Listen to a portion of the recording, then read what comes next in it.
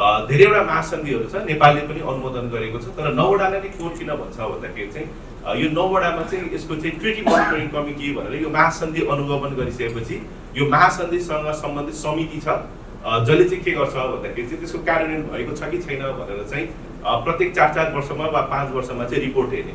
जस्तो हामीलाई एकदमै थाहा भएको कमिटी कहाँ हो भन्दाखेरि जहाँ चाहिँ नेपालको पनि प्रतिनिधित्व, जस्तो सिडप होइन, महिला विरुद्ध हुने सबै प्रकारको भेदभाव उन्मूलन गर्ने महासन्धि छ सिडप, जुन चाहिँ वान अफ द कोर महासन्धि हो। र सिडपमा के हुन्छ भन्दाखेरि चाहिँ सिडप कमिटी भनेर 23 जना एक्सपर्टहरू यो विश्वभरिबाट जसले यो महासन्धि, जस्तो 193 देशहरूमध्ये 189 देशले होइन, 4 वटा देश बाहेक विश्वको अलमोस्ट ग्लोबली यो रेटिफाइड महासन्धि हो सिडप। र त्यो सिडप कमिटीमा के छ भन्दाखेरि चाहिँ नेपालबाट चाहिँ वन्दना राणा र उहाँ दोस्रो टर्मको लागि 16 देखि 20 सम्म पहिलो टर्म र अहिले चाहिँ 21 देखि 24 को दोस्रो टर्मको लागि पनि निर्वाचित हुनुभएको छ। र यो सिडप कमिटीमा के हुन्छ भन्दाखेरि चाहिँ नेपालले प्रत्येक 4 वर्षमा रिपोर्ट बुझाउनु पर्यो र यो जुन समिति छ 23 सदस्यीय समिति, त्यो समितिले चाहिँ त्यो रिपोर्टहरू हेर्ने काम गर्छ। र यो ठुलो 9 भन्नाले चाहिँ एउटा चाहिँ सिडप भयो, एउटा चाहिँ बाल अधिकार महासन्धि भयो होइन, जसमध्ये 6 वटा महासन्धिलाई चाहिँ नेपालले अनुमोदन गरेको स्थिति छ होइन। बाल अधिकार महासन्धिलाई गरेको छ, सिडलाई गरेको छ, राजनीतिक नागरिक अधिकार सम्बन्धी अनुबन्ध पत्र होइन, आर्थिक सामाजिक अधिकार सम्बन्धी छ। त्यसपछि हामीले चाहिँ यो डिसेबिलिटी अपाङ्गता भएको व्यक्तिको अधिकार सम्बन्धी महासन्धिलाई गरेको छौँ। र यो 9 वटा मध्ये 3 टाले चाहिँ नेपालले अनुमोदन गरेको छैन। नेपालले अनुमोदन नगरेकोमा चाहिँ जस्तो माइग्रेन्ट वर्कर सम्बन्धी, आप्रवासी कामदार सम्बन्धी, त्यस्तै गरेर चाहिँ बेपत्ता पारिएको व्यक्तिहरू सम्बन्धी र अर्को मैले अहिले स्याटे आएन, 3टा चाहिँ हामीले गरेको छैनौँ होइन। र अहिले पनि भन्यो यो चाहिँ यो विशेष गरी अरू महासन्धिहरू सबै महासन्धि हुँदाहुँदै पनि यो महासन्धिलाई किन बढी चाहिँ इम्फेसिस दिन्छ भन्दाखेरि यसको चाहिँ प्रतिवेदन चाहिँ एकाउन्टेबिलिटी हुन्छ होइन। र अहिले हामीले नेपालले पछिल्लो समयमा चाहिँ एकदमै धेरै यो ह्युमन ट्राफिकिङसँगै सम्बन्धित होइन धेरै चर्चामा आएको पालर्मो प्रोटोकल भन्छ, जुन चाहिँ यो सङ्गठित अपराध सम्बन्धी महासन्धि छ, त्यसको चाहिँ यो परिपूरक उपलेखको रूपमा सप्लिमेन्ट्री प्रोटोकलको रूपमा चाहिँ यो ट्राफिकिङ सम्बन्धी प्रोटोकललाई भर्खरै हामीले यो 2020 को जुनमा 1 वर्ष हुँदैछ, 2020 को जुनमा हामीले अनुमोदन गऱ्यौँ। तर पालर्मो प्रोटोकल धेरै राम्रो हुँदाहुँदै पनि पालर्मो प्रोटोकलको चाहिँ अहिले चाहिँ के कुराले गर्दाखेरि यसको चाहिँ कमजोरी छ भन्दाखेरि पालर्मो प्रोटोकलको चाहिँ रिपोर्टिङ हुँदैन। रिपोर्टिङ नहुने बित्तिकै के हुन्छ भन्दाखेरि महासन्धिहरू अनुमोदन गर्यो तर त्यसको चाहिँ आवधिक प्रतिवेदनहरू बुझाएन, रिपोर्टिङहरू भएन भने त्यो कार्यान्वयन भएको छ कि छैन भनेर कहीँ देखाउनु पर्ने स्थितिहरू हुँदैन। त्यसले गर्दाखेरि यो पालर्मो प्रोटोकल पनि कमिटी चाहिन्छ भन्ने मागहरू पनि उठिरहेको छ। तर सामान्यतया जहाँ चाहिँ यो जुन 9 वटा महासन्धिको मैले कुरा गरेँ त्यहाँ चाहिँ एक्सपर्ट कमिटीहरू भने कहीँ 20 जनाको, कहीँ 23 जनाको, कहीँ 26 जनाको वा 30 जनासम्मको होइन कमिटी हुन्छ। त्यहाँ चाहिँ सुरुमा महासन्धि अनुमोदन गर्ने बित्तिकै सुरुमा चाहिँ प्रारम्भिक प्रतिवेदन भनेर 1 वर्ष वा 2 वर्षभित्रमा हुन्छ। त्यसपछि चाहिँ आवधिक चाहिँ 4-4 वा 5-5 वर्षमा चाहिँ पेश हुन्छ र यो चाहिँ रेगुलर यो यस्तो महासन्धिहरू कार्यान्वयन भएको छ कि छैन भनेर चाहिँ हेर्ने गर्छ। र यही सन्दर्भमा चाहिँ अहिले चाहिँ एउटा नयाँ होइन यो 2006बाट सन् 2006बाट एउटा नयाँ प्रोसेस के आयो भन्दाखेरि चाहिँ यो विश्वव्यापी आवधिक प्रतिवेदन भनेर चाहिँ हेर्ने। र अहिलेसम्म के हेरिरहेको थियो भन्दाखेरि चाहिँ यो एक्सपर्ट कमिटीहरू प्रत्येक महासन्धिको चाहिँ एक्सपर्ट कमिटीहरू निर्वाचित भएपछि त्यो एक्सपर्ट कमिटीले चाहिँ कन्ट्री होइन राष्ट्र विशेषको चाहिँ रिपोर्टहरू हेर्ने थियो भने यस्तो किसिमको यो युपिआर जस्तो सिस्टम चाहिँ कहाँ लागू गरेको थियो भन्दाखेरि पहिला चाहिँ अफ्रिकामा के लागू गरेको थियो भन्दाखेरि अफ्रिकाको चाहिँ मानव अधिकारको स्थिति कस्तो छ भनेर चाहिँ जुन अफ्रिकन युनियन छ उहाँ अफ्रिकन युनियनको चाहिँ सबै देशहरू बसेर चाहिँ अर्को अफ्रिकन देशको चाहिँ यो रिभ्यू गर्ने प्रक्रिया चाहिँ अफ्रिकामा चाहिँ गरेको थियो। त्यो एकदमै प्रभावकारी भएको हुनाले यो चाहिँ युएनमा पनि 2006मा यसलाई चाहिँ एडप्ट गरियो र 2006 को चाहिँ मार्च 15 मा गरियो यो प्रस्ताव नम्बर भयो। र यो यसमा चाहिँ के गर्छ भन्दाखेरि चाहिँ अब जस्तो सिडा मैले अहिले हजुरहरूसँग उल्लेख गरेँ युएनमा 193 वटा राष्ट्र छ तर 193 वटा राष्ट्रमध्ये 189 राष्ट्रले मात्रै सिडा अनुमोदन गरेको छ भने जसले सिडा अनुमोदन गरेको छ उसले मात्रै उसको मात्रै के हुन्छ भन्दाखेरि चाहिँ सिडामा चाहिँ उसको मात्रै रिपोर्टिङ हुने हो हैन। अरु महासन्धिहरू अझ यो भन्दा धेरै कम अनुमोदन गरेको महासन्धिहरू छ त्यसमा चाहिँ जसले अनुमोदन गरेको छ त्यस्तो देशको मात्रै हेर्ने हो। तर यो युपीआर मा चाहिँ के हुन्छ भन्दाखेरि हाम्रो 193 वटा देश सबैको पाला आउँछ, सबैको चाहिँ पालैसँग पाला आउँछ। यो यसमा के हुन्छ भने सिडा कमिटी 22-23 जनाको चाहिँ एक्सपर्ट सदस्यहरूले हेर्ने भयो, उहाँहरू चाहिँ एउटा चाहिँ इन्डिपेन्डेन्ट रूपमा हेर्ने भयो। यो युपिआरमा चाहिँ 193 मध्ये अब नेपालको पालो छ भने नेपालले प्रस्तुत गर्ने हो भने नेपाललाई क्वेसन सोध्ने, नेपाललाई चाहिँ ग्रिल गर्ने कुरा कसले गर्छ भन्दाखेरि ताकि 192 सबै राष्ट्रहरूले चाहिँ नेपालको रिपोर्ट बारेमा टिप्पणी गर्ने, सुझाव दिने कामहरू चाहिँ गर्छ र यो चाहिँ त्यहाँ चाहिँ एक्सपर्ट मेम्बर निर्वाचित भएकोले गर्ने भयो। युपिआरमा चाहिँ कसले गर्ने भयो भन्दाखेरि युएनको मेम्बरहरूले गर्ने भयो र यो त्यो जुन चाहिँ ट्रिटी मोनिटरिङको पनि इफेक्टिभ छ हैन, जुन महासन्धिहरूको पनि जुन चाहिँ रिभ्यू चाहिँ एकदम इफेक्टिभ छ। तर त्यो भन्दा युपिआर अझ बढी किन इफेक्टिभ भयो भन्दाखेरि चाहिँ जस्तो टाइममा रिपोर्ट नबुझाउने पनि हुन्छ हैन। जस्तो सिडकै कुरा गर्दाखेरि नेपालले चाहिँ 2011 मा नेपालको चाहिँ 5औं प्रतिवेदन बुझायो र नेपालले के भनेको थियो भन्दाखेरि चाहिँ 2015 सम्ममा चाहिँ यो 6औं प्रतिवेदन बुझाऊ भनेर सिडक कमिटीले भनेको थियो। तर नेपालले के गरेन भन्दाखेरि 15 मा बुझाएन, हाम्रो संविधान बनाउने नाकाबन्दी यताउति भनेर नेपालले कहिले मात्रै प्रतिवेदन बुझायो भन्दाखेरि 2017 मा मात्रै बुझायो। 2017 मा बुझाइसकेपछि नेपालको प्रतिवेदन चाहिँ सिडको 6औं प्रतिवेदन चाहिँ सिडमा 2018 मा बल्ल चाहिँ सुनवाई भयो। भनेको अर्थ धन्न बुझाएर सुनवाई भयो हैन। कतिपय देशले के गरेको हुन्छ भन्दाखेरि 9 वर्ष 10 वर्षसम्म पनि प्रतिवेदन बुझाएन भने जबसम्म सरकारले प्रतिवेदन बुझाउँदैन यस्तो ट्रिटी मोनिटरिङ बडीमा चाहिँ सुनवाई हुँदैन। तर युपिआरमा चाहिँ के हुन्छ भन्दाखेरि युपिआरमा चाहिँ पहिल्यै डेट फिक्स हुन्छ हैन। 193 देशको चाहिँ पालो हुन्छ, त्यो पालो अनुसार त्यो first cycle, second cycle, third cycle गरेर पालो आइहाल्छ हैन। त्यसले गर्दाखेरि यसमा चाहिँ प्रतिवेदन बुझाएन यो वर्ष चाहिँ अब नहुने भन्ने कुरो यसमा चाहिँ हुन्न। यसमा चाहिँ अब एउटा सामान्य हिसाबले चाहिँ यो 4.5 वर्ष जस्तोमा चाहिँ पालो आउने कुरा हुन्छ र युपिआरमा एउटा वर्षमा चाहिँ 3वटा सत्रहरू हुन्छन्, जनवरी, फेब्रुअरी, जुन, जुलाई र अक्टोबर, नोभेम्बर गरेर 3टा सत्रहरू हुन्छ र एक वर्षमा चाहिँ 42 राष्ट्रको चाहिँ पालो आउँछ। त्यसले गर्दाखेरि यो चाहिँ अब अल्फाबेटिकल्ली पालो आइरहेको हुन्छ र यसमा प्रतिवेदन बुझाएर नबुझाएर भन्नेसँग मतलब हुँदैन, यो चाहिँ यो पालोहरू चाहिँ आइरहेको चाहिँ हुन्छ। र यसको उद्देश्य के हो भन्दाखेरि चाहिँ यसको उद्देश्य भनेको चाहिँ एउटा चाहिँ युएनकै मेम्बर, युएनको एउटा चाहिँ हामी युएनको बडापत्र हेर्यौँ भने है संयुक्त राष्ट्रको बडापत्रमा चाहिँ 3वटा चाहिँ यसको मेन अब्जेक्टिभहरू छ। त्यसमध्ये वान अफ द अब्जेक्टिभ युएनको अब्जेक्टिभ के हो भन्दाखेरि चाहिँ एउटा चाहिँ मानव अधिकारको मापदण्ड चाहिँ संसारभरि नै लागू गर्ने भन्ने चाहिँ यसको एउटा वान अफ द अब्जेक्टिभ हो। त्यसले गर्दाखेरि चाहिँ संसारभरि नै मानव अधिकारको चाहिँ अवस्था कस्तो छ भनेर युएनको देशहरूले इभ्यालुएसन गर्नुपर्छ भन्ने यसको छ र सबै देशहरूको चाहिँ एउटा चाहिँ हेर्नुपर्छ र सबै देश समान हो हैन। यो प्रोसेसले के गर्छ भन्दाखेरि हुन त युएनमा अब भिटो भएको नभएको हैन, तपाईको चाहिँ सेक्युरिटी काउन्सिलका स्थायी मेम्बर, अस्थायी मेम्बरको हिसाबले त्यहाँ अलिअलि पावरको त कुरा छ।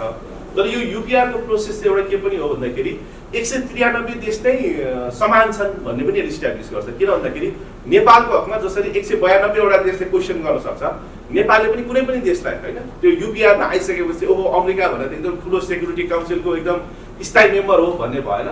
जसले जुन देशको बारेमा पनि हैन त्यहाँको मानव स्थितिको बारेमा चाहिँ प्रश्न गर्न सक्ने हुनाले यो चाहिँ एउटा इक्वालिटीलाई पनि यसले इस्टाब्लिस गरेको हुन्छ।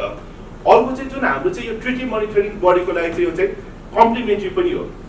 मैले अहिले पनि भने हामीसँग 9वटा चाहिँ महासन्धिहरू छ, 9वटा मात्रै महासन्धि छ जहाँ चाहिँ प्रतिवेदन प्रस्तुत हुन्छ। तर नेपालले नै अनुमोदन गरेको कुरा गर्ने हो भने हामीले 21वटा महासन्धिलाई अनुमोदन गरेका छौँ हैन। र के छ भन्दाखेरि अरू कतिपय महासन्धिहरू जुन चाहिँ अनुमोदन गरेको हुन्छ त्यो कार्यान्वयन नगरे पनि रिपोर्टिङ हुँदैन हैन। कार्यान्वयन गरे कि गरेन, के गर्यो भने रिपोर्टिङ हुँदैन। युपिआरले के गर्छ भन्दाखेरि युपिआरले चाहिँ कार्यान्वयन नभएको हैन त्यो अनुमोदन गरेको तर रिपोर्टिङ नभएको महासन्धिहरूको पनि रिपोर्ट यसले हेर्छ। र एउटा चाहिँ वान डोर हुन्छ कि जस्तो सिडमा गयो भने खाली एकदम फोकस केमा छ भन्दाखेरि महिला अधिकार मात्रै हेर्दा हुन्छ। सिआरसीमा गयो भने बाल अधिकार मात्रै हेर्दा हुन्छ। तर यसले के गर्छ भन्दाखेरि क्रस कटिङ पनि यसले हेर्छ। त्यसले गर्दाखेरि यो कम्प्लिमेन्ट्री पनि भयो र जहाँ ट्रिटी मोनिटरिङ बडी नभएकोमा भयो। र अर्को कुरा के हो भन्दाखेरि देशले रिपोर्टै बुझाएन भने त्यहाँ त सुनवाई हुँदैन। तर यसमा चाहिँ रिपोर्ट बुझाए कि नबुझाएसँग मतलब भएन, यो चाहिँ अब यो लाइन पुरेको जस्तो एउटा चाहिँ क्यू प्रणाली भयो। त्यस अनुसार चाहिँ आफ्नो पालो त आउँछ त्यहाँ गएर फेस गर्न पर्छ। अनि फेरि यसमा सबै 193 देश भएको हुनाले यो अलिक त्यो त्यहाँ चाहिँ मान्छे त नेपाली जस्तो अब भनौँ न हाम्रो सिडो कमिटीमा वन्दना दिदी जानु भएको छ, उम्मेदवारी हुनलाई नेपालले नै प्रपोज गर्नुपर्छ। तर जितिसकेपछि उहाँहरू चाहिँ इन्डिपेन्डेन्ट एक्सपर्ट हुन्छ, उहाँले चाहिँ देशको प्रतिनिधित्व गर्नु हुँदैन हैन। तर यसमा चाहिँ देशैले गर्ने हुनाले युएनकै देशहरूले नै गर्ने हुनाले यो अझ यसलाई चाहिँ होइन एउटा प्रायोरिटी हिसाबले पनि स्ट्रङ चाहिँ मानिन्छ र यसमा चाहिँ हामीले अब सिडामा सिआरसीमा आइसिसिपिआरमा चाहिँ जुन विषयको कमिटी हो त्यो विषयको मात्रै त्यो विषयभित्र मात्रै रहेर चाहिँ त्यहाँ क्वेसन एन्सर रिपोर्टिङहरू हुन्छ भने युपिआरमा चाहिँ अब युएनकै चार्टर होइन बडापत्रलाई चाहिँ मेम्बरहरूले कति फलो गरे कि गरेन अनि हाम्रो युडिएचआर मानव अधिकार सम्बन्धी विश्वव्यापी घोषणा होइन त्यसपछि विभिन्न अन्तर्राष्ट्रिय दस्तावेजहरू प्रतिबद्धताहरू र यो चाहिँ हाई लेभल बैठकहरूमा चाहिँ कुनै देशले चाहिँ कमिटमेन्टहरू गरेको छ भने त्यो कमिटमेन्टहरू समेत भनेपछि यो चाहिँ सबै जुन चाहिँ युएनकै जुन चाहिँ एउटा मानव अधिकार प्रतिको प्रतिबद्धता छ त्यसलाई ओभरअल रूपमा हेर्ने हिसाबले नै यो युपिआरको प्रोसेस चाहिँ भइरहेको हुन्छ र युपिआरमा चाहिँ अब सूचना कसरी लिन्छ त भन्ने कुरा गर्दाखेरि तिनवटा मुख्य हुन्छ जस्तो युपिआरको डेट पहिला निर्धारण हुन्छ होइन जस्तो यो ताल के भएको थियो भन्दाखेरि हाम्रो थर्ड साइकलमा हामी चाहिँ तेस्रो चरणमा पुगिसकेका थियौँ नेपालको चाहिँ नोभेम्बर 2020मा रिपोर्टिङ भनेर चाहिँ पहिल्यै डेट फिक्स हुन्छ 2020मा रिपोर्टिङ हो भने नेपालले अब चाहिँ सिभिल सोसाइटीहरूलाई चाहिँ जनवरीसम्म थियो के कन्ट्रीलाई चाहिँ जुनसम्म चाहिँ रिपोर्ट बनाउनु पर्ने भनेर एउटा चाहिँ राज्यबाट तयार पारेको प्रतिवेदन मुख्य होइन एउटा यसको आधार चाहिँ राज्यबाट तयार पारेको प्रतिवेदन हुन्छ त्यसपछि यो युएनको ओएससीएचआर होइन ओएससीएचआरले पनि आफ्नो एउटा प्रतिवेदन तयार पार्छ र ओएससीएचआरको प्रतिवेदन भनेको चाहिँ जस्तो अब नेपाल छ भने नेपालको युएन एजेन्सिजहरूबाट उसले फिडब्याक लिन्छ होइन सबै युएन एजेन्सीहरू फिडब्याक लिएर ओएससीएचआरको एउटा प्रतिवेदन हुन्छ त्यसपछि के हुन्छ भन्दाखेरि चाहिँ नेपालको चाहिँ मानव अधिकार सम्बन्धी निकायहरू र गैर सरकारी संस्थाहरूले पनि विभिन्न यो प्रतिवेदनहरू पेश गरेको हुन्छ अब यो सबै प्रतिवेदनहरू हेर्न सक्ने स्थिति अब हुँदैन होइन त्यसले गर्दाखेरि चाहिँ यो ओएससीएचआरले नै के गर्छ भन्दाखेरि चाहिँ जति पनि त्यो स्याडो रिपोर्ट भनौँ होइन संस्थाहरूको स्याडो रिपोर्ट आएको छ त्यसलाई कम्पाइल गरेर त्यसका मुख्य मुख्य बुदाहरू बनाएर एउटा चाहिँ समराइज रिपोर्ट बनाउँछ तर त्यो समराइज रिपोर्ट बनाउँदाखेरि उसले के दिएको हुन्छ भन्दाखेरि फलानु संस्था वा संस्थाहरूको समूहले दिएको यो रिपोर्टमा आधारितमा यो पोइन्ट फलानुको यो पोइन्ट भन्नु उसले चाहिँ कतिपयको कस्तो पनि हुन्छ भन्दाखेरि अब यहाँ धेरैवटा संस्थाहरूले बुझायो भने विशेष गरी नेपाल जस्तो देशबाट चाहिँ धेरै रिपोर्ट जान्छ अरू जस्तो देशहरूबाट एउटा रिपोर्ट गएको हुन्छ कुनै कुनै देश यस्तो हुन्छ जहाँ चाहिँ सिभिल सोसाइटीबाट रिपोर्टै जाँदैन होइन कति त्यहाँ सिभिल सोसाइटीको स्पेस पनि कति छ त्यो देशमा भन्ने हुन्छ तर नेपाल जस्तो देशबाट धेरै रिपोर्ट जाने हुनाले उसले के गर्छ भन्दाखेरि पुरै रिपोर्ट पनि उसको वेबसाइटमा राख्छ तर उसले चाहिँ त्यसलाई कन्साइज गरेर एउटा रिपोर्ट त्यसले गर्दाखेरि मुख्य रूपमा चाहिँ यो तीनवटा प्रतिवेदनको आधारमा हुन्छ र मैले यो अघि पनि भने होइन यो चाहिँ अब एउटा सत्रमा चाहिँ तपाईँको 14वटा देशहरूको चाहिँ रिभ्यू हुन्छ र यहाँ चाहिँ गभर्मेन्टको चाहिँ अब ओरल जुन दिन हाम्रो प्रेजेन्टेसन हुन्छ त्यो दिन गभर्मेन्टको ओरल प्रेजेन्टेसन हुन्छ र अहिले के गर्ने गरेको छ भन्दाखेरि गभर्मेन्टको ओरल प्रेजेन्टेसन तत्काल सिद्धिने बित्तिकै चाहिँ मानव अधिकार आयोगलाई पनि ओरल प्रेजेन्टेसनको लागि दिने गरेको छ छोटोमा भए पनि किन भन्दाखेरि गभर्मेन्टको कुरा चाहिँ मानव अधिकार आयोगले धेरै जसो गभर्मेन्टभन्दा अलिक फरक कुरा राखेको हुन्छ सो गभर्मेन्टले पनि त्यतिखेर सुनिहालोस् भनेर चाहिँ दिने चलनहरू चाहिँ गरेको हुन्छ र नेपालको कुरा गर्दाखेरि नेपालको पहिलो युपिआरको प्रोसेस चाहिँ एडप्ट भएको 2006मा हो 2006मा एडप्ट भएपछि अब प्रक्रियाहरू गरेर सुरु गर्दाखेरि चाहिँ नेपालको पहिलो चाहिँ जनवरी 25, 2011मा पहिलो युपिआर रिपोर्टिङ भएको थियो त्यसपछि दोस्रो युपिआर रिपोर्टिङ चाहिँ नोभेम्बर 4, 2015मा भएको थियो र त्यसपछि अहिले तेस्रो युपिआरको कुरा गर्दाखेरि चाहिँ 21 जनवरी 2021मा चाहिँ युपिआरको चाहिँ रिपोर्ट भएको थियो र नेपालको सेड्युल चाहिँ खासमा ओरिजिनल्ली सेड्युल चाहिँ 2020को नोभेम्बरमा थियो तर 2020 चाहिँ कोभिड वर्ष भएको हुनाले कोभिड वर्षले गर्दाखेरि 2020मा सेड्युल भएको देशहरूको चाहिँ यो क्यान्सल भयो होइन त्यतिखेर क्यान्सल भयो र अहिले बल्ल अब त्यतिखेर भर्चुअली गर्ने कि नगर्ने किनभने यो पहिला त सधैँ फिजिकल्ली नै उपस्थित भएर गर्ने गरेको थियो तर यो हाम्रो जनवरी 21मा भएको यो चाहिँ भर्चुअली भएको स्थिति चाहिँ छ मैले सरस्वती यहाँसम्म एकदम युपिआरको प्रोसेसलाई दौडाएर हजुरको के प्रश्न छ भने अथवा लास्टमा पनि गर्न सकिन्छ केही छ भने हजुरले राख्नुभयो भने मैले रेस्पोन्स पनि गर्न सक्छु चाहिँ त्यो सुझावहरू मान्छौँ भनेर एक्सेप्ट गरेको छ यो चाहिँ त्यो युएनको हाई उसमा होइन यो पहिलाको जुलाई के अरे जुनको जनवरीको हाम्रो तेस्रो चरणको नेतृत्व चाहिँ परराष्ट्र मन्त्रीले गर्नुभएको थियो त्यो प्रेजेन्टेसन त्यो डायलग यो एडप्सनको चाहिँ हाम्रो जेनेभाको राजदूतले गर्नुभएको थियो र उहाँले चाहिँ यो यतिवटा हामीले चाहिँ 150 मध्ये करिब 122-23वटा चाहिँ सुझावहरू हामीले मान्छौँ भनेर भनेको छौँ र मानव विकेन्द्रको चाहिँ 14वटा सुझाव चाहिँ मान्छौँ भनेको छ र 14वटा सुझावहरू चाहिँ के थियो भन्ने कुरा हो। र अहिले हाम्रो म्याडमले चाहिँ मान्छौँ भनेको सुझावहरू उहाँ चाहिँ मानव बेचबिखन नियन्त्रण शाखामै हुनुहुन्छ, के गरिराख्नु भएको छ भनेर भन्नु होला। एउटा चाहिँ यो मानव बेचबिखन र यो दासत्व नियन्त्रणको लागि चाहिँ रणनीतिहरू र कार्ययोजनाहरू चाहिँ बनाउने, त्यसको साम्यतालाई हेरेर त्यो चाहिँ कार्यान्वयनहरू चाहिँ कार्ययोजना बनाएर त्यसलाई एडप्ट गर्ने भन्ने कुरा छ। अर्को भनेको चाहिँ तपाईँको चाहिँ यो के अरे भिक्टिमहरूलाई, यो बेचबिखनका भिक्टिमहरूको चाहिँ संरक्षण सम्बन्धी विस्तृत कार्ययोजना र उनीहरूको पुनर्स्थापना कसरी गर्ने भन्ने चाहिँ कार्ययोजनाहरू बनाउने कुराहरू छ। यो चाहिँ हामीलाई बेलारुसले दिएको सुझाव थियो। यो सुझावलाई चाहिँ हामीले मान्छौँ भनेर एक्सेप्ट गरेको स्थिति छ। र धेरै जस्तो सुझावहरू चाहिँ करिब करिब उस्तै किसिमको छ होइन। हामीलाई चाहिँ बुर्किना फासो यसमा चाहिँ यो बेचबिखन र दासत्वको लागि जिम्मेवार व्यक्तिहरू भनेको चाहिँ त्यो जो अभियुक्तहरू छ उनीहरूलाई चाहिँ न्यायको कटघरामा उभाउने कुराको चाहिँ सुनिश्चितता गर्ने भनेको छ। र नेपालको रिपोर्ट जाँदाखेरि एउटा कुरा के उठाएको थियो भन्दाखेरि नेपालमा चाहिँ 10 देखि 12,000 चाहिँ वार्षिक बेचबिखन हुन्छ भन्छ। तर मुद्दा चाहिँ हाम्रो चाहिँ 150-200 मात्रै प्रत्येक वर्ष चाहिँ बेचबिखनमा मुद्दा चलिरहेको छ। त्यसले गर्दाखेरि ठुलो सङ्ख्यामा जुन बेचबिखन भइरहेको छ भनेको छ, ठुलो सङ्ख्यामा चाहिँ एउटा चाहिँ न्यायिक प्रक्रियामा आएको छैन, कानुनी कटघरामा आएको छैन भन्ने विषय चाहिँ उठान भएको थियो। त्यसै गरेर फिजीले चाहिँ मानव बेचबिखन, दासत्व, यौन शोषण र यो फोर्स लेबर होइन यसलाई निराकरण गर्नको लागि चाहिँ जुन हाम्रो चाहिँ इनिसिएटिभहरू छ त्यसलाई अझै सुदृढीकरण गर्ने। र अर्को एउटा विषय चाहिँ के थियो भन्दाखेरि चाहिँ बेचबिखनका पीडितहरूको चाहिँ छिटो पहिचान गर्ने, अर्ली आइडेन्टिफिकेसन हुनु पर्यो, जसले गर्दाखेरि चाहिँ बेचिसकेपछि मात्रै उद्धार गरेर लिएर आउने होइन कि होइन, जाँदै बाटोमै गर्न सकिन्छ कि अथवा चाहिँ बेच्नुभन्दा अगाडि होइन, जति सक्दो प्रोसेस सुरु हुने बित्तिकै बेचबिखनको पीडितहरूको चाहिँ पहिचान चाहिँ छिटो गर्नु पर्यो, त्यसको चाहिँ मापदण्डहरू चाहिँ लागू गर्न पर्यो भन्ने कुराहरू चाहिँ गरेको थियो। र अर्को चाहिँ बेचिएका व्यक्तिहरूको लागि चाहिँ जुन पुनर्स्थापना केन्द्रहरू छ त्यसमा चाहिँ पर्याप्त स्रोतहरू चाहिँ विनियोजन गर्ने भन्ने फिजीको सुझाव थियो, जसलाई चाहिँ नेपालले एक्सेप्ट गरेको छ। त्यस्तै गरेर चाहिँ होलिसीको सुझाव चाहिँ के थियो नेपाललाई भन्दाखेरि बाल श्रम लगायत मानव बेचबिखन र सबै प्रकारको शोषणलाई निवारण गर्ने पहलहरूमा वृद्धि गर्ने। र अहिले यो धेरै सुझावहरू चाहिँ दोहोऱ्याएको छ है। अभियुक्तहरूलाई चाहिँ न्यायको प्रक्रियामा ल्याउँदाखेरि चाहिँ ल्याउनको लागि पीडितहरूको छिटो पहिचान गर्ने र पीडितहरूलाई सहयोग गर्ने भन्ने विषय थियो, यसलाई पनि एक्सेप्ट गरेको छ। त्यस्तै गरेर इराकको सुझाव पनि त्यस्तै छ, मानव बेचबिखन, दासत्व र यौन शोषण निवारण गर्ने पहलहरूलाई चाहिँ निरन्तरता दिने भन्ने थियो। त्यस्तै गरेर मलेसियाको सुझाव पनि झन्डै यही नै छ, मानव बेचबिखन, दासत्व, यौन शोषण र जबरजस्ती श्रमलाई, बाल श्रम सहितको जबरजस्ती श्रमलाई चाहिँ यो रोक्नेलाईको चाहिँ पहलहरूमा वृद्धि गर्ने भन्ने थियो। यो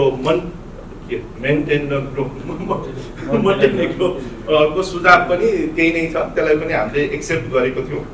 र अर्को भनेको चाहिँ यो महत्त्वपूर्ण सुझाव भनेको चाहिँ मानव बेचबिखनको परिभाषा, जुन चाहिँ हामीले स्यारो रिपोर्टमा पनि एउटा सबभन्दा प्रायोरिटीको रूपमा के उठाएको भन्दाखेरि नेपालको जुन चाहिँ अहिले हाम्रो विद्यमान मानव बेचबिखन तथा ओसार पसार नियन्त्रण ऐन छ, यो ऐनको चाहिँ परिभाषामै समस्या छ होइन।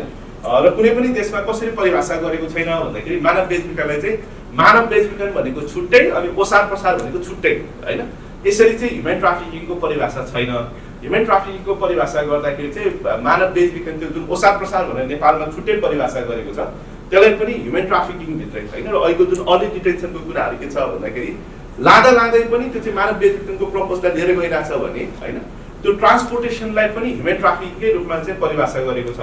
र यो किन यो डेफिनेसन चाहिँ एकदमै इम्पोर्टेन्ट छ भन्दाखेरि चाहिँ इन्टरनेसनल डेफिनेसनसँगै मिलाउनलाई किन इम्पोर्टेन्ट छ भन्दाखेरि यो चाहिँ इन्टर कन्ट्री क्राइम हो होइन, यो चाहिँ अन्तर्देशीय अपराध हो। नेपालको आफ्नै किसिमको परिभाषा अनि अर्को देशको अर्कै किसिमको परिभाषा भयो भने भोलि यो सुपुर्दुकीको लागि होइन, यो पारस्परिक कानुनी सहयोगको लागि यसमा पनि के हुन्छ भन्दाखेरि चाहिँ समस्या आउँछ। त्यसले गर्दाखेरि नेपालले चाहिँ होइन हाम्रो त्यो ट्रान्सपोर्टेसन मात्रै भएको भन्यो भने त यो ट्रान्सपोर्टेसन भनेको हाम्रो लागि त अपराधै हो, के हो यो ट्रान्सपोर्टेसन भन्ने कुरा आउँछ। त्यसले गर्दाखेरि चाहिँ डेफिनेसनलाई के गर्नु पर्यो भन्दाखेरि चाहिँ यो अन्तर्राष्ट्रिय कानुनसँग चाहिँ सामञ्जस्य गर्नु पर्यो भन्ने यो एकदमै इम्पोर्टेन्ट हो। र त्यसलाई चाहिँ यो मानव बेचबिखनको सबै पक्षहरूलाई समावेश गरी मानव बेचबिखन ओसार पसार नियन्त्रण ऐन चाहिँ परिमार्जन गर्ने भनेर चाहिँ डेफिनेसनमा परिमार्जन गर्ने भनेर आएको छ। र हामीले चाहिँ इन्टरनेसनल डेफिनेसन हेऱ्यौँ भने के छ भन्दाखेरि चाहिँ विदाउट कन्सेन्ट चाहिँ रिक्रुटमेन्ट होइन, आफूलाई थाहा नपाइकन रिक्रुटमेन्ट भर्ना भएको छ भने त्यो पनि मानव बेचबिखन हो भनेको छौँ। जस्तो तपाईँको चाहिँ वैदेशिक रोजगारीको कुरा गर्दाखेरि के भन्यो भन्दाखेरि एकदम त्यहाँ चाहिँ अब हाम्रो कुवेतमा एकदम राम्रो पिज्जा हट छ होइन, एसी भएको ठाउँ छ। अब पिज्जा यसो एक टाइमको लन्च पनि पिज्जा पनि खान पाइन्छ भनेर यहाँ चाहिँ भनियो होइन। त्यो हिसाबले चाहिँ कामदारलाई चाहिँ लोभाउने काम भयो।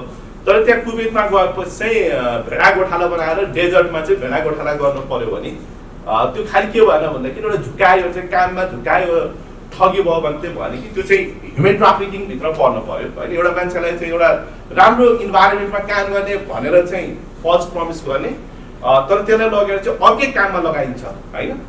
त्योभन्दा अर्कै काममा लगाइन्छ भने त्यो पनि व्यक्तिको चाहिँ शोषण हो, त्यसलाई पनि ह्युमन ट्राफिकिङ भन्नुपर्छ भन्ने कुरा चाहिँ इन्टरनेसनली छ। तर नेपालमा के छ भन्दाखेरि नेपालको हामीले कानुन हेऱ्यौँ भने वैदेशिक रोजगारी ऐन हेऱ्यो भने वैदेशिक रोजगारी ऐनको चाहिँ दफा 55 छ। त्यसरी एउटा काममा भनेर अर्को काममा लगाएको कुरोलाई चाहिँ हामीले चाहिँ यो वैदेशिक रोजगारीको ठगी भनेर राखेका छौँ र के पनि गर्दैनौँ भन्दाखेरि त्यसमा पनिसमेन्टको समेत व्यवस्था छैन। पनिसमेन्टको भनेको चाहिँ तपाईँको थुनाको समेत व्यवस्था छैन। यस्तो किसिमको झुक्काएर लिएर गयो भने यो चाहिँ यो हाम्रो वैदेशिक रोजगारी न्यायाधिकरणमा पनि मुद्दा जाँदैन, यो वैदेशिक रोजगारी विभागसम्म मात्रै जाने मुद्दाको रूपमा छ। र यसमा के छ भन्दाखेरि चाहिँ जरिवानाको मात्रै व्यवस्था छ। भनेपछि इनकेस अब केही गरेर त्यो उजुरी नै भयो भने पनि त्यसरी पठाउने व्यक्तिहरू चाहिँ जरिवानाबाट छुट्नै सक्ने स्थिति छ। त्यस्तो कुराहरूलाई जुन चाहिँ इन्टरनेसनली जुन कुराहरूलाई चाहिँ एउटा ह्युमन ट्राफिकिङको रूपमा रिक्रुटमेन्ट पनि ह्युमन ट्राफिकिङ हो, यदि त्यहाँ चाहिँ सहमति बिना जबरजस्ती एक्सप्लोइटेड सिचुएसनमा चाहिँ काममा लाउँछ भन्ने छ, त्यो पनि गर्नुपर्छ भन्ने कुरा छ। र नेपालको चाहिँ एकदम धेरै उठेको विषय भनेकै यो वैदेशिक रोजगारीको दफा 55ले जुन किसिमको चाहिँ यो रिक्रुटमेन्टलाई एकदमै लुज होइन जरिवाना दिएर छुट्न सक्ने बनाएको छ, त्यो इस्यु पनि हो। त्यस्तै गरेर यो नाइजेरियाको सुझाव पनि झन्डै एउटै हो। यसमा थप उसले के चाहिँ कुरा गरेको छ भन्दाखेरि आप्रवासीको अधिकारको साथसाथै पीडितको अधिकार पनि संरक्षण गर्ने भन्ने कुरा गरेको छ। नर्वेले नेपाललाई दिएको सुझावमा चाहिँ बालबालिकामा विशेष ध्यान दियो र बाल बेचबिखन र बधुवाश्रम अभ्यासहरूलाई चाहिँ अन्त्य गर्ने कदमहरू चाल भनेको छ। यो सबै नेपालले एक्सेप्ट गरेको हो। त्यसै गरेर साउदी अरेबियाले चाहिँ अरेबिया हुनु पनि अलिकति फरक छ।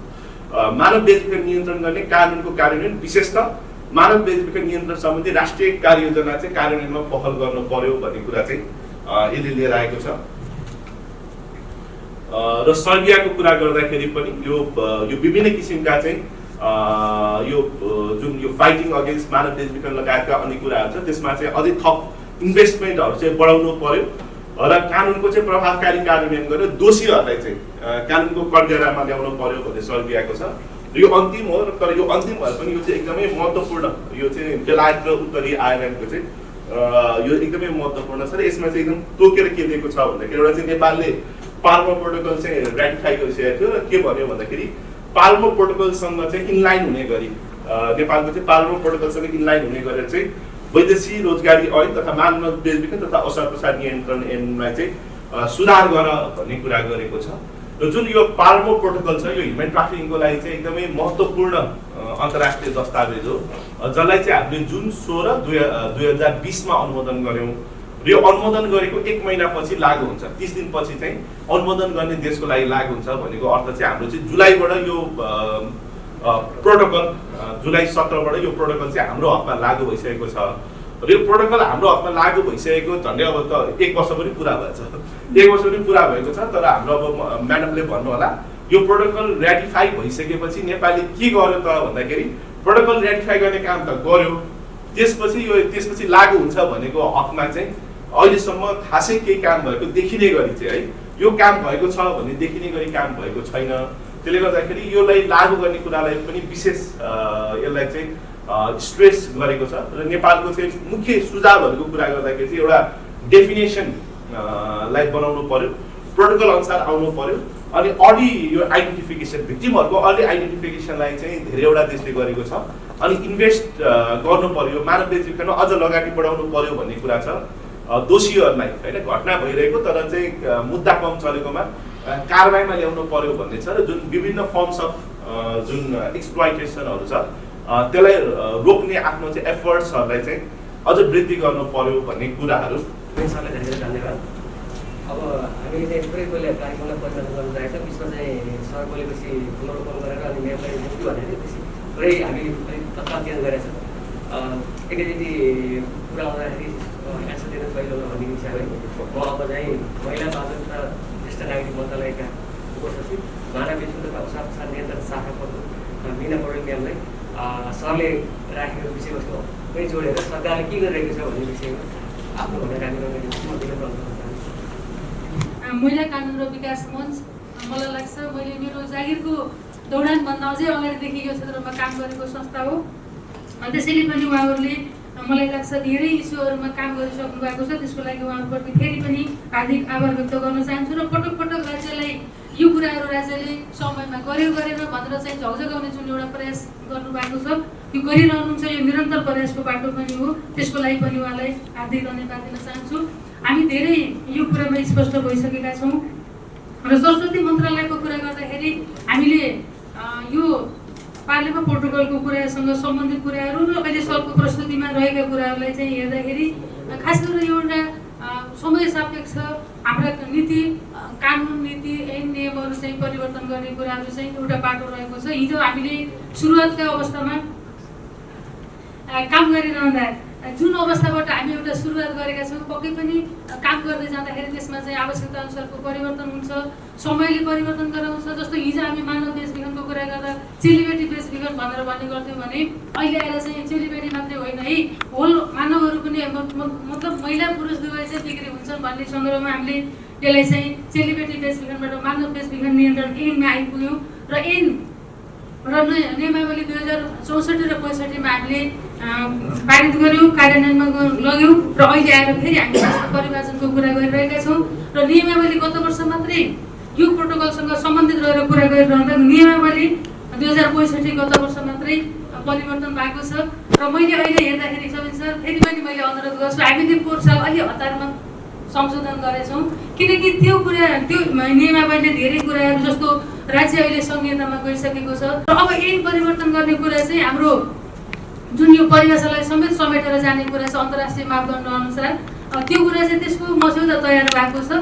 हामी चाहिँ राय सुझावको लागि चाहिँ सम्बन्धित निकायमा पेश गरेको छ मन्त्रालयको तर्फबाट। त्यो सुझाव आइसकेपछि सम्भवतः हामी यो काम छिटै गर्नेछौँ। त्यस्तै गरेर यो लैङ्गिक हिंसामा परेका अथवा मानव बेचबिखन विशेष गरेर महिला र बालबालिकाको जुन बेचबिखनलाई नियन्त्रण गर्ने कुरा छ त्यो कुरा त्यसको राष्ट्रिय कार्ययोजना 2068 को समय अवधि सकिएको छ। त्यसैले हामीले त्यसको पुनर्लेखन परिमार्जनको लागि चाहिँ यो पनि ड्राफ्ट करिब तयार भएर हामीले एउटा एक किसिमको छलफलको लागि चाहिँ जुन त्यो परिमार्जनको लागि एउटा वर्किङ ग्रुप थियो त्यो ग्रुपमा चाहिँ त्यसको कुराहरू मतलब मस्यौदा चाहिँ पेश गरेका छौँ र सम्भवतः यो हप्ताभित्रमा उहाँहरूको राय सुझाव आइसकेपछि फेरि हामी त्यसको छलफल गर्नेछौँ र यसको सहकार्य चाहिँ हामीले विन्डक इन्टरनेसनलको हाम्रो समान परियोजनासँग यो संयुक्त रूपमा गरिरहेका छौँ र बाल अधिकारसँग कुरा गर्दाखेरि बाल अधिकार ऐन 2075 आयो, नियमावली अहिलेसम्म आएको थिएन। त्यसले नियमावली पनि अन्तिम चरणमा पुगेको छ। यो चाहिँ प्रमाणीकरणको लागि मन्त्री परिषदमा पेश भएको बेहोरा यहाँ समक्ष निवेदन गर्न चाहन्छु र हामीले मानव बेचबिखन चाहिँ पक्कै पनि एउटा राज्यको लागि यो जघन्य अपराध हो तर हामी वर्षौँदेखि यो समस्याबाट पीडित हुँदै आयौँ र अझै पनि हामीले सोचे जस्तो यसलाई चाहिँ नियन्त्रण गर्न सकेका छैनौँ। यसको हिजोको भन्दा अहिले चाहिँ स्वरूपहरू परिवर्तन भएका छन्। त्यसैले महिला मन्त्रालयले एउटा नेतृत्वको भूमिका राज्यको तर्फबाट गरिरहे तापनि गैसहरू अनि पत्रकार मिडिया यो सबै चाहिँ हामी चाहिँ जबसम्म हामी यो राज्यको लागि एकजुट भएर अगाडि बढ्न सक्दैनौँ पक्कै पनि मन्त्रालयको एक्लो प्रयासले यो कुरालाई चाहिँ नियन्त्रण हुन्छ भनेर मैले यो अवस्थामा भनिरहन उपयुक्त ठान्दिनँ। यो हाम्रो सहकार्य हो, क्रस कटिङ इस्यु हो र यसलाई चाहिँ जबसम्म हामीले आत्मसात गरेर हामी राज्यको लागि चाहे गैसस होला चाहे पत्रकार बन्धुजी हुनु होला चाहे राज्य होला कुनै पनि यो त्रिपक्षीय हाम्रो जुन एउटा नागरिक समाज समेतको एउटा यो संयुक्त प्रयासले मात्रै यसलाई हामी नियन्त्रण गर्न सफल हुनेछौँ र मैले लामो कुरा गरिनँ, धेरै कुरा सबिन सरले प्रस्तुत गरिसक्नु भएको छ। फरेन इम्प्लिमेन्टसँग जोडेर देखिन्छ अनि अर्को कुरा चाहिँ जस्तै यो विभागमा गयो भने there are so many cases होइन जसले चाहिँ ठ्याक्कै त्यो कम्पोनेन्ट चाहिँ ह्युमन ट्राफिकिङको छ but they are not treating that way होइन। सो यो सबै हुँदाहुँदै हाम्रो स्ट्याटस अहिले कहाँ छ एन्ड देन पहिले पनि चाहिँ हाम्रो भएको छ यो रिकमेन्डेसन त पहिले पनि आउँथ्यो होइन तर त्यो बेला चाहिँ कस्तो भएको थियो लाइक फर्स्ट सेकेन्डतिर त्यो सबैको प्रोग्रेस देख्दा हाम्रो अहिलेको होप कति छ, हामी कति होपफुल हुन सक्छौँ यो अहिलेको जो 15-16 आएको छ त्यो पनि हुन्छ भनेर। अनि अर्को कुरा जस्तै हरेक वर्ष त्यो ट्राफिकिङ पर्सन युएसको रिपोर्ट आउँछ त्यसमा पनि we are always in the lower स्ट्राटामा होइन कि हाम्रो चाहिँ ल नै त्यो अनुसार भएन we need to change a lot भनेर त्यो सबैले देखाउँदा होइन कि हामी कति होपफुल हुन सक्छौँ र कहाँ चाहिँ छौँ अहिले चाहिँ राइट नाउ। यो एफएलएले के गरिरहेछ भन्ने कुरा गर्दाखेरि चाहिँ हामीले पनि अहिले म्यामले पनि भन्नुभयो हामी चाहिँ मन्त्रालयसँग पनि सहकार्य गरिरहेछौँ। यो प्रोटोकलको कुरा गर्दाखेरि चाहिँ यो पालनमा प्रोटोकलको कुरा गर्दा यसको एउटा एकदमै इम्पोर्टेन्ट पार्ट चाहिँ पालनमा प्रोटोकलमा के भनेको छ भन्दाखेरि पार्टनरसिपको कुरा गरेको छ। गभर्मेन्ट र सिभिल सोसाइटीको चाहिँ पार्टनरसिप हुनुपर्छ भन्ने कुरा गरेको छ। र यो ऐन संशोधनमा पनि जुन मन्त्रालयले महिला बालबालिका तथा ज्येष्ठ नागरिक मन्त्रालय जुन पहल गरिरहेछ त्यसमा पनि हामीले चाहिँ यसमा केही राउन्ड छलफलहरू भएको छ। पहिला हामीले पनि एउटा चाहिँ कस्तो हुनुपर्छ भनेर बुझाएको थियौँ र एउटा हाम्रो चाहिँ एकदमै हामीले अदालतमै महसुस गरे। हुन त हजुरहरूलाई मैले पहिला पनि भनिसकेँ होला, जस्तो ओसार प्रसारको परिभाषा पनि के छ भन्दाखेरि चाहिँ केलाई मात्रै ओसार प्रसार भनेको छ भन्दाखेरि नेपालको एक ठाउँबाट अर्को ठाउँमा लगेमा वा नेपालबाट चाहिँ विदेशमा लगेमा बेच्नलाई भनेको छ। तर हामीका एउटा केसै के आयो भन्दाखेरि चाहिँ यो दार्जिलिङबाट चाहिँ महिलाहरू काठमाडौँमा ल्याएर होइन राखेर चाहिँ त्यहाँ प्रादेशिक गभर्मेन्टहरूसँग पनि काम गरिरहेको छौँ। र अहिले एउटा एचिभमेन्टको रूपमा चाहिँ लुम्बिनी प्रदेशले चाहिँ के गरेको छ भन्दाखेरि यो ह्युमन ट्राफिकिङ सम्बन्धी पुनर्स्थापना केन्द्र र पुनर्स्थापना कोष सम्बन्धी चाहिँ प्रादेशिक कानुन पारित गरेको छ र अरू प्रदेशहरूले पनि यसको लागि चाहिँ पहलहरू गर्ने भन्ने कुराहरू गरिरहेको छ। सो त्यो विषयहरूमा हामीले काम गरिरहेको छौँ भन्नु पर्यो। र जुन हाम्रो चाहिँ सरले उठाउनु भयो, सरले चाहिँ जुन अब यो त ह्युमन NHRCको रिपोर्टले पनि देखाइरहेछ, त्यसले गर्दा पनि एउटा एकदमै धेरै कन्सर्न चाहिँ यो कानुनको कटघरामा ल्याउनु पर्यो र भिक्टिमहरूको पहिचान हुनु पर्यो भन्ने रेकमेन्डेसनलाई धेरै नै जोडतोडका साथ उठाएको छ र गभर्मेन्टले पनि एक्सेप्ट गरेको छ। र सरले भन्नुभएको जस्तो अहिले हाम्रो चाहिँ धेरै जस्तो केसहरू चाहिँ वैदेशिक रोजगारीमा, किन भन्दाखेरि अहिले चाहिँ ट्राफिकिङको फर्म्सहरू पनि चेन्ज भएको छ। अहिले म्याडमले पनि भन्नुभयो होइन, पहिला हामी जिउ मास्ने बेच्ने चेलीबेटी बेचबिखन भन्थ्यौँ भने अहिले चाहिँ यो ह्युमन ट्राफिकिङको नयाँ स्वरूप भनेको चाहिँ थ्रु तपाईँको फरेन इम्प्लोइमेन्टबाट भइरहेको छ। र केसहरू के भइरहेको छ भन्दाखेरि 2-3वटा कुराहरू छ त्यसमा चाहिँ ड्राइभिङ फ्याक्टर र पुलिङ फ्याक्टरको कुरा गर्दाखेरि चाहिँ जस्तो केसहरू चाहिँ एउटा चाहिँ पीडितहरू आफैले पनि केसहरू चाहिँ वैदेशिक रोजगारी विभागमा लिएर गइरहेछ ट्राफिकिङमा चलाउनु भन्दा। कारण के हो भन्दाखेरि चाहिँ मानव बेचबिखनमा केस चलाउने बित्तिकै के हुन्छ भन्दाखेरि स्टिकमा होइन, मानव बेचबिखनमा केस चल्यो भनेपछि त्यहाँ के छ भन्दाखेरि पक्कै पनि यसलाई चाहिँ केही यौन शोषण भयो होला भन्ने किसिमको हुने हुनाले त्योभन्दा वैदेशिक रोजगारीमा चाहिँ केस चलाउने त्यो किसिमको चाहिँ प्र्याक्टिस छ। अर्को केटाहरूको पनि हामीले चाहिँ देखाएको थियौँ होइन, केटाहरूको त झन् होइन हामी त चलाउँदैन यो मानव बेचबिखनमा, यो त लाज हुन्छ भन्ने होइन, सोसियल स्टिकमा एउटा वान अफ द रिजन छ। अर्को रिजन चाहिँ के छ भन्दाखेरि चाहिँ मानव बेचबिखनमा चाहिँ तपाईँको 2 लाख रुपियाँसम्म जरिवाना र त्यसको आधाभन्दा नघट्ने गरी चाहिँ क्षतिपूर्ति आउने भन्ने छ भनेपछि 1 लाख वा सोभन्दा अब बढी होइन। तर सामान्यतः हाम्रो कोर्टमा चाहिँ 1 लाख क्षतिपूर्ति दिने गरेको छ। तर यहाँ के हुन्छ भन्दाखेरि वैदेशिक रोजगारीकोमा चाहिँ जाँदाखेरि नै 2-3 लाख चाहिँ तपाईँको इन्भेस्ट गरेको हुन्छ होइन। त्यो 2-3 लाख इन्भेस्ट गरेकोमा चाहिँ त्यहाँ शोषणमै परे पनि अर्कै अब त्यो के अरे भेडा गोठाला अब मरुभूमिमा भेडा गोठालै लगाए पनि उहाँहरूको पहिलो प्रायोरिटी के हुन्छ भन्दाखेरि यहाँ कति पैसा चाहिँ ऋण गरेर लिएको हुन्छ के हुन्छ, त्यसले गर्दाखेरि पैसा उठाउने कुरा उहाँको प्रायोरिटी हुन्छ होइन। अभियुक्तलाई चाहिँ थुनामा राख्ने, किन भन्दाखेरि थुनामा राख्ने कुरा गऱ्यो भने त्यहाँ त 20 वर्षसम्म छ मानव बेचबिखनको। तर उहाँहरूको चाहिँ प्रायोरिटी चाहिँ पैसा उठाउने भएको हुनाले विभागमा जाने बित्तिकै के हुन्छ भन्दाखेरि विभागमा जाँदाखेरि चाहिँ जति हालेको छ, जस्तो 3.5 लाख हालेको छ भने 3.5 लाख प्लस 100% क्षतिपूर्ति गर्दाखेरि 7 लाख आउने भयो। तपाईँको मानव बेचबिखन सम्बन्धी ऐनमा जाँदाखेरि 1 लाख आउने भयो भनेपछि 3.5 लाख राखेर गएको छ। अब जेल त होला तर आफ्नो चाहिँ 1 लाख मात्रै उठ्ने होइन। त्यो पनि कहिले उठ्ने भन्दाखेरि मानव बेचबिखनमा गयो भने चाहिँ तपाईँको जिल्लाबाट होइन के अरे उच्चबाट र सर्वोच्चबाट अन्तिम निर्णय भएपछि उठ्ने कुरा भयो कहिले त्यो होइन। यो विभागमा गयो भने चाहिँ के हुन्छ भन्दाखेरि त्यो तत्काल उठ्छ। त्यो उहाँहरूको चाहिँ जुन त्यो डिपोजिट छ त्यो चाहिँ तत्काल उठेर तत्काल मेलमिलाप गर्ने हुनाले एउटा चाहिँ धेरै रकम पाउने, अर्को तत्काल पाउने, यतातिर फेरि के अरे तपाईँको स्टिकमा पनि छ होइन। त्यसले गर्दाखेरि चाहिँ धेरै जसो केसहरू चाहिँ विभागमा गइरहेको छ। र विभागको जुन अहिलेको प्रणाली छ त्यो चाहिँ आफैमा एउटा क्वेसन मार्क पनि छ होइन। किन भन्दाखेरि वैदेशिक रोजगारी विभागले नै अनुमति दिन्छ होइन। यस्तो मुद्दा पर्यो भने वैदेशिक रोजगारी विभागले नै अनुसन्धान गर्छ, वैदेशिक रोजगारी विभागभित्रै सरकारी वकिल छ होइन, उहाँहरूले नै त्यो मुद्दामा चाहिँ के अरे बहस गर्छ अनि वैदेशिक रोजगारी विभागले नै के गर्छ भन्दाखेरि चाहिँ निर्णय गर्छ। अहिले मैले भने यो चाहिँ न्यायाधिकरणमा पनि जाँदैन, यो यस्तो केस यो दफा 55 केस चाहिँ वैदेशिक रोजगारी विभागबाट निर्णय हुन्छ। र यसमा पनि के भइरहेको छ भन्दाखेरि जुन वैदेशिक रोजगारी विभागले निर्णय गर्नुपर्ने केस छ, जुन वैदेशिक रोजगारी विभागभित्र पर्छ त्यसमा चाहिँ तपाईँको 90% भन्दा बेसी केसहरू चाहिँ मेलमिलापमा टुङ्गिरहेको छ। त्यसमा चाहिँ त्यो प्रक्रियामा पनि अगाडि चाहिँ गइरहेको छैन। यो जुन न्यायाधिकरणमा पठाउनु पर्ने केसहरू पनि न्यायाधिकरणमा चाहिँ एकदम न्यून केसहरू गइरहेको छ र मेलमिलाप पनि भइरहेको छ भने यो प्रक्रिया आफैमा चाहिँ ट्रान्सपरेन्ट छैन। त्यसले गर्दाखेरि हामीले मन्त्रालयसँग पनि र यो वैदेशिक रोजगारी ऐनको संशोधन चाहिँ यसको लागि चाहिँ श्रम तथा रोजगार सामाजिक सुरक्षा मन्त्रालय चाहिँ यसको जिम्मेवार निकाय हो र त्यहाँ पनि वैदेशिक रोजगारी ऐनको चाहिँ संशोधनको प्रयासहरू भइरहेको छ। तर जति सजिलो मानव बेचबिखनमा महिला मन्त्रालयसँग कुरा गरेर त्यो विषयहरू पार्नु छ त्यति सजिलो वैदेशिक रोजगारी ऐनमा छैन। किन छैन भन्दाखेरि वैदेशिक रोजगारी ऐनमा चाहिँ तपाईँको माइग्रेन्ट वर्करको भन्दा पनि स्ट्रङ भोइस कसको छ भन्दाखेरि चाहिँ रिक्रुटिङ एजेन्सिजहरू छ, उहाँहरूसँग चाहिँ रिसोर्स पनि छ होइन। अब उहाँहरूको कन्ट्रिब्युसन पनि छ होला, कन्ट्रिब्युसन छैन, नेपालको विकासमै कन्ट्रिब्युसन छैन भन्ने भन्नु भएन, रेमिटेन्सहरू पनि लिएर आएकै छ होइन।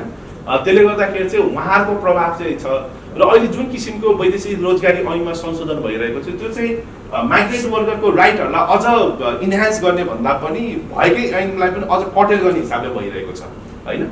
जस्तो हामी कहाँ चाहिँ एउटा ठुलो सङ्ख्यामा चाहिँ के छ भन्दाखेरि अनडकुमेन्टेड रूपमा पनि वैदेशिक रोजगारी गइरहेको छ र ऐनले चाहिँ अहिले जुन ऐन संशोधनको प्रक्रिया चाहिँ श्रम रोजगार तथा सामाजिक सुरक्षा मन्त्रालयमा भइरहेको छ उहाँले चाहिँ के गर्न खोजिराख्नु भएको छ भन्दाखेरि चाहिँ अहिले चाहिँ वैदेशिक रोजगारका कामदार भनेर ओपन डेफिनेसन छ, त्यसलाई झनै न्यारो डाउन गरेर श्रम स्वीकृति लिएर गएको मात्रै भनेर श्रम स्वीकृति लिएर गएको भने हाम्रो एकाउन्टेबिलिटी हो नभए होइन भन्ने किसिमले चाहिँ त्यो ड्राफ्ट भइरहेछ। तर त्यसले त झनै के हुने भयो भन्दाखेरि अब नेपालबाट गएको श्रम स्वीकृति लिएर गएको होस् नलिएर गएको होस् नेपाल राज्यले त त्यसलाई एउटा एकाउन्टेबिलिटी त दिनु पर्यो होइन। आफ्नो देशका पनि देशका नागरिक अल्पत्र परेको छ भने तर पन्छिने किसिमको चाहिँ त्यहाँको चाहिँ ड्राफ्टहरू भइरहेको छ र दुईटै कानुनको चाहिँ ड्राफ्टहरू भइरहेको छ र एउटा हामीले उठाउनु खोजेको चाहिँ के भन्दाखेरि यो डबल जियो पार्टी होइन। यो चाहिँ हामीले स्याडो रिपोर्टमा पनि उठाएको थियौँ, युपिआरको स्याडो रिपोर्टमा। डबल जियो पार्टी भनेको चाहिँ एउटा सिद्धान्त के हुन्छ भन्दाखेरि एउटै कसुरमा दुईचोटि चाहिँ सजाय हुन सक्दैन होइन। र अहिले विशेष गरी यो दुवै ऐनले समात्ने भए पनि एउटा चाहिँ प्रहरीले अथवा चाहिँ हाम्रो यो जुन चाहिँ कानुन कार्यान्वयन गर्ने निकायले के भन्छ तपाईँ वैदेशिक रोजगारीको ठगीमा जानु भएको छ भने मानव बेचबिखनमा आउन पाउनुहुन्न, मानव बेचबिखनमा आएको छ भने ठगीमा जान पाउनुहुन्न भनेर चाहिँ यो दोहोरो खतराको सिद्धान्त लागू हुन्छ, दुईतिर चाहिँ यो हुँदैन भन्छ। वास्तवमा लिगल्ली पढ्ने हो भने त्यो दुईटा छुट्टै छुट्टै अपराध हो होइन। वैदेशिक रोजगारीको ठगी किन हो भन्दाखेरि उसँग त पैसा लिएको छ, 1 लाख लिएको छ वा 5 लाख लिएको छ, उसको पैसा लिएको ठगी छुट्टै मुद्दा हो। त्यो मेन रिजन चाहिँ सरले भनेको मैले त्यही भनिसकेँ। यता किन बेसी छ भन्दाखेरि मोनिटरी बेनिफिट वैदेशिक रोजगारीमा गर्दाखेरि बेनिफिट छ र उहाँहरूको प्रायोरिटी पनि मोनिटरी बेनिफिट नै हो होइन। यता सोसियल स्टिममा खाइ सजाय मात्रै किन गराउने भन्ने कुराले गर्दाखेरि पनि त्यसले गर्दाखेरि त्यो कानुनमा चेन्ज नगरिकन चाहिँ यो प्र्याक्टिसमा चेन्ज आउनु दुवैतिर चाहिँ कारबाही गर्न सक्ने प्रोभिजन ल्यायो भने मात्रै सायद यतातिर ट्राफिकिङमा पनि मुद्दाहरू चाहिँ चल्न सक्छ होला भन्ने लाग्छ। ऐनमा चाहिँ यो परिवर्तनका परिवेशमा परिवर्तनका कुराहरू चाहिँ हामीले समावेश गरेका छौँ। त्यस्तै गरेर यो पीडितको पहिचान र अनि त्यसपछि संरक्षण अनि त्यसको पनि हामीले चाहिँ एउटा कार्यविधि गाइडलाइन बन्दैछ। मैले अहिले त्यो छुट्याएको थिएँ। हस् मैले यति नै भने धन्यवाद। यो के अरे गाइडलाइन चाहिँ बन्दैछ यो भिक्टिमको आइडेन्टिफिकेसन सम्बन्धी, तर के भइरहेछ भन्दाखेरि दुईवटा निकायले प्यारलल बनाइरहेछ है। कोर्डिनेसन गर्नु पर्यो। एउटा महानियोजक कार्यालयले पनि यो आइडेन्टिफिकेसन गाइडलाइन बनाइरहेछ श्रमले होइन, अनि महिला मन्त्रालयको हजुरकै शाखाले पनि यो गाइडलाइन बनाइरहेछ र सधैँ त्यो टायर 2 को पनि कुरा गर्नुभएको थियो। टायर 2 को लागि पनि जबसम्म हाम्रो कानुनहरू चाहिँ चेन्ज हुँदैन हामी माथिल्लो टायरमा उक्लिँदैनौँ पनि होला। प्रिपेयर गरेको देखिन्छ रिपोर्टहरू, साइड रिपोर्टहरू हेर्दाखेरि गल्फ कन्ट्रीको यहाँ हेर्दाखेरि त्यो देखियो। र खासमा यो क्रस बोर्डर नेपाल इन्डियाको जुन उठाउनु नेपाल इन्डिया क्रस बोर्डरको जुन इस्यु छ त्यसलाई चाहिँ अलिक कमै उठाउने गरिएको छ। अनि यो अहिलेको तपाईँहरूको रिपोर्टमा चाहिँ यो पेन्डेमिकसँग कोभिडसँग जोडिएर रिकमेन्डेसन भएको यसमा देखिएन, त्यो भए चाहिँ राम्रो हुन्थ्यो। अब पेन्डेमिकले ट्राफिकिङ र पेन्डेमिकको कुरालाई मन्त्रालयले कसरी जोड्नु, जस्तो इन्डियामा गएर फर्किने बेलामा अरू राज्यहरूले चाहिँ आफ्नो नागरिकलाई पछि ल्याइन्छ। हामी नेपालीहरू फर्किँदाखेरि महाकालीमा आउनु परेर पौडेर आउनुपर्ने यस्ता घटनाहरू छन्। ट्राफिकको बाई प्रोडक्ट कुराहरू पनि त्यो बाई प्रोडक्ट कुराहरू पनि अब ती कुराहरूलाई चाहिँ कानुनमा ल्याउने हो अथवा त्यो एटेन्डेड छैन कि जस्तो रेकर्डै छैन नेपाल इन्डिया जाने, इन्डियाबाट नेपाल आउने उयो रेकर्ड नगरेको यो अवस्थालाई कसरी एड्रेस गर्ने भन्नेतिर मेरो सुझाव हो।